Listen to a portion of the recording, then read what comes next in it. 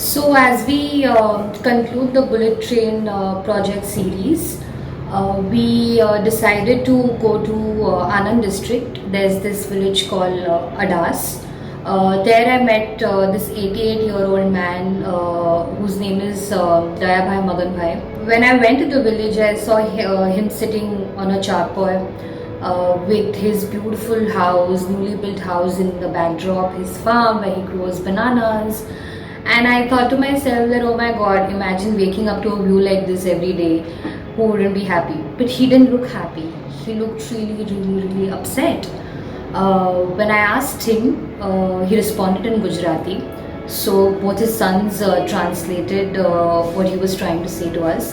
The man said that he has seen the independence struggle of the country, and when India got independent, he thought that, you know what, I'm free now, but he doesn't really feel free today. His sons told me that he has suffered two strokes in the last 1 year because he's losing a major chunk of his land and his house for the bullet train project, which is really sad. In the last part of the series, Sneha Kharabaya and I also found out construction is happening for the bullet train in Sabarmati, which is basically the beginning of the whole route. It starts from Sabarmati and it ends in BKC in Bombay. When we went there, none of the pedestrians really knew where the construction was happening, which is strange. Luckily, we found a police officer patrolling in the area, and we asked him. That's when he said that just where the metro line is being built, adjacent to it is a very big cemented wall, and inside that, if you manage to trespass, you will find that bullet train construction is happening in full swing. Strangely, nobody has any clue in Sabarmati that this is happening. So midday has exclusive photos.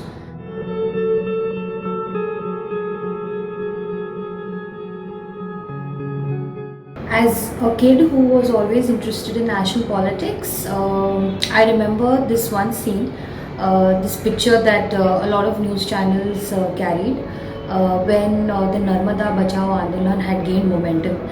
The picture includes activist Medha Patkar submerged in water with a couple of villagers, hell-bent, protesting against the government that they will not let them construct the dam. Fast forward to 30 years, or a similar kind of government project is about to take a toll on many lives in Gujarat, again in the same state. This is where we spoke to someone called Rohit Prajapati ji. He is also an activist and has worked with Medha Patkar to save Narmada river.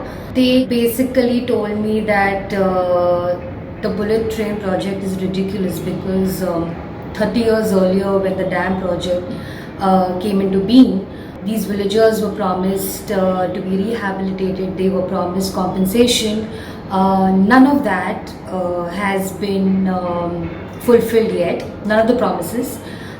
So Rohit Prajapati thinks that what is the guarantee that 30 years later yet another project is going to happen in the state, and what is the guarantee that the government is going to give people their due. So him and a couple of other activists in Gujarat have been creating awareness, have been telling people to not budge, to not give their land.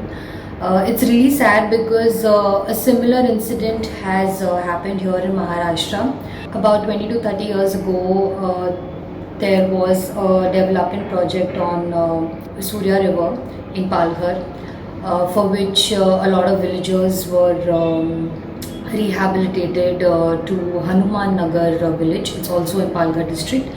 And now, because of the bullet train project, the whole Hanuman Nagar is going to go, which means that these villagers are again going to be shifted to another place. And I met someone called Karuram Kaka who fights for Adivasi rights in Palghar.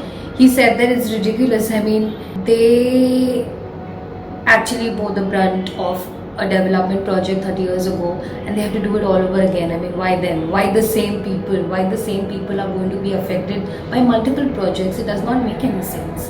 And what is the guarantee that they will be rehabilitated to a better place? In fact, he said that for all you know, they might be sent to Latur, where there is a water crisis. So why should they give their consent to this bullet train project? Subscribe to Midday India. Get direct notifications on all our videos by clicking on the bell icon.